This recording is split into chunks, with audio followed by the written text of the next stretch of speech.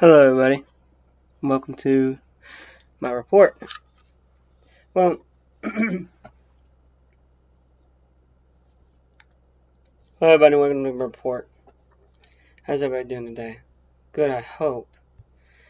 I got tell you a little story about the mystery Spirits Girl of Bear Canyon. This is in Montana. Yeah, that was a trip from Alaska to Montana.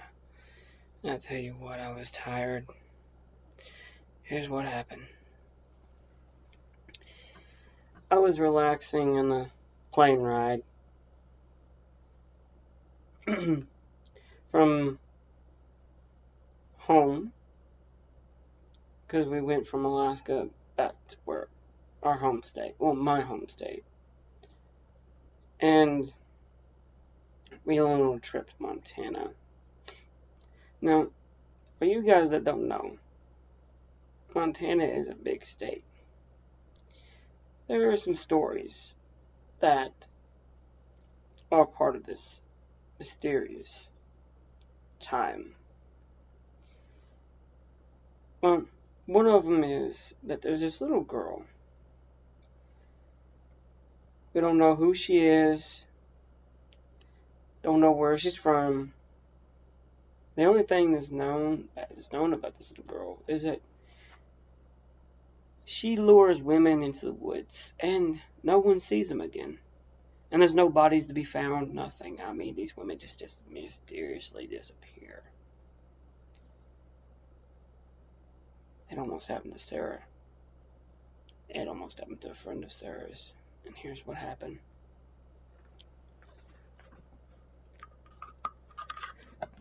So, on our trip, we thought it was a good idea to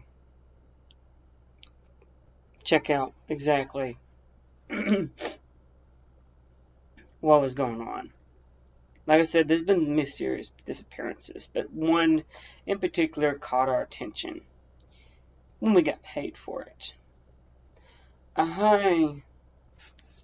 Some rich guy in Montana. He owns a bunch of franchises. I won't even say his name. Because, well, it's not worth saying. This guy's a jackass. A pure 180% jackass. His daughter went missing a couple weeks ago. He couldn't get a hold of us. So he hired a bunch of other guys to go looking for her. They found nothing. But we being paranormal investigators, he thought we could find something.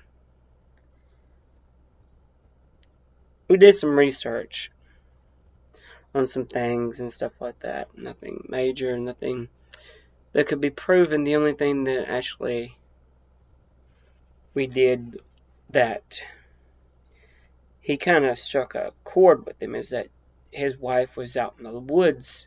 They were camping close to Bear Canyon. In Bear Canyon. He's camping. And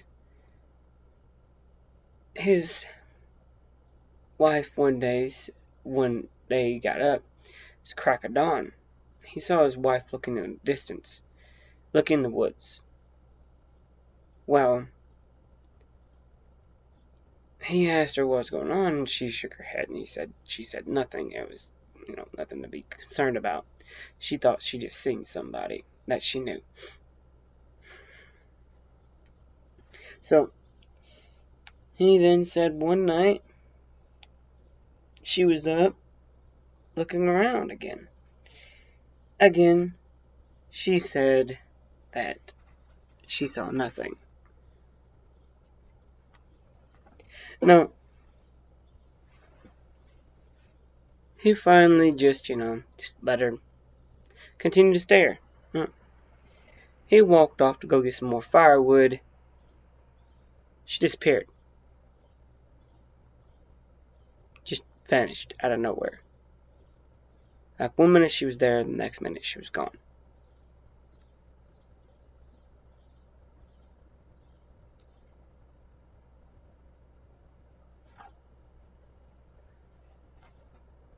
I was his wife. The following year, the same thing happened to his daughter. He had let them go. You know, her boyfriend had said that they went out there. Nope, was camping. She walked off. He had turned his back, and she said she just walked off, and he looked for her for God knows how long. Couldn't find her. So he wanted us to go looking for her.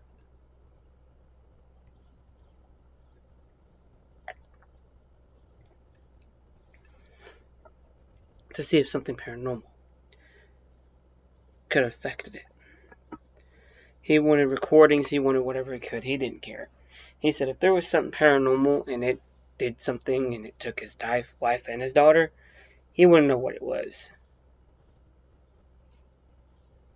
Well,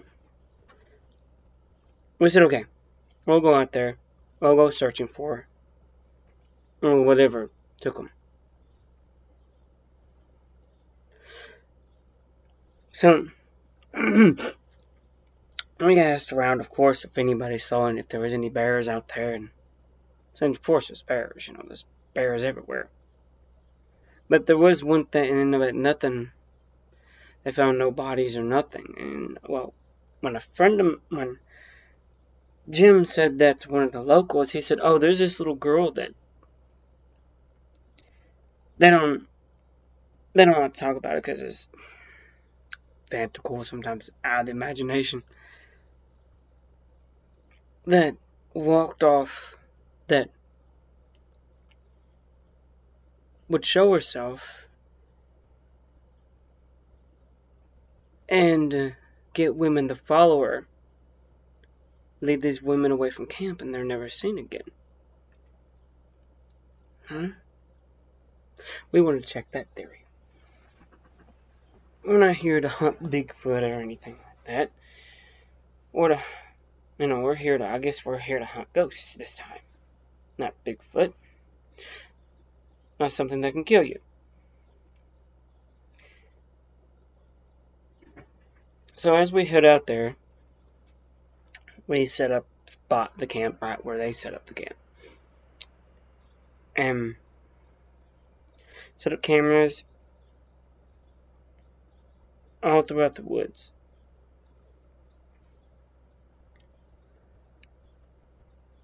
We waited for hours and nothing. And one of the cameras got knocked over. So she wanted to go check it out, see what happened to the camera. I said, okay, send Jim with you. She said, oh, she got it. So I told her, at least take a camera with you. She said, I'm not toting one of those things around. I said, no. We'll take a GoPro. Put on your hood or whatever, on your head. Go with it. Go. She said, fine, whatever. She's a little pissed off at me for what reason. I don't know. It's been all month. I guess that little incident or something like that we had in Alaska. I don't know that I had in Alaska, I guess. I don't know. Something has her pissed off. Has her pissed off.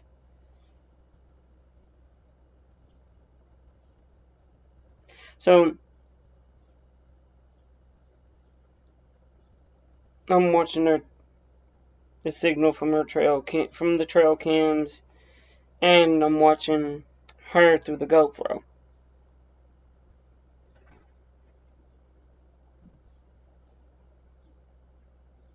Don't ask how Jim got that thing hooked up the way he did. I don't know.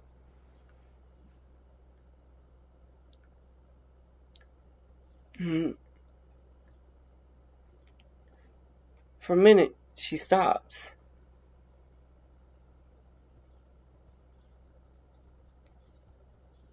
And you can hear the faintest voice saying, "Help me, follow me. Something like that. It's just faint. No, no one's ever heard this little girl say anything. Now, how else is going to get people to follow her? If either it doesn't grab your hand or it doesn't say something. Or it just goes wandering off. We don't know. We just heard what we heard. Now, if this was a little girl or something else, we don't know. One of the victims, whatever. But we weren't taking a chance. So we told Sarah through the radio to stay where she was at. Don't move. Don't do nothing. Don't move. It's like she wasn't hearing us. Like whatever it was, she was in a trance and she was following it. We had cameras set up throughout the entire forest. Thing is that I brought it up on my phone, and all I could see is the trail cam. The head cam. The GoPro that she had on her head. No, this is not a GoPro. They don't pay me. No one does. So I started following that and looking around. She was looking straight ahead, so I had to continue to look straight ahead at the trail cam.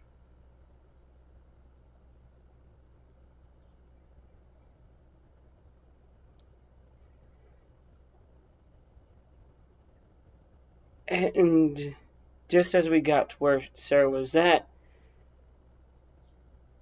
I don't know what we saw, but I snapped Sarah out of it, and she looked at me and she shook her head, and whatever it was that was supposed to be there vanished.